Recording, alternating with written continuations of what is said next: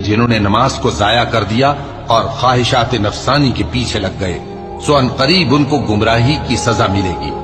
ہاں، جس نے توبہ کی اور ایمان لایا اور عمل نیک کیے تو ایسے لوگ بہشت میں داخل ہوں گے اور ان کا ذرا نقصان نہ کیا جائے گا،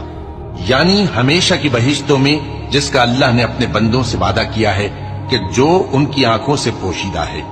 بے شک اس کا وعدہ نیکوکاروں کے سامنے آنے والا ہے،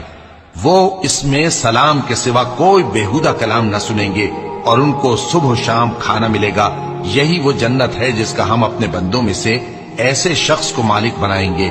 جو پرہیزگار ہوگا۔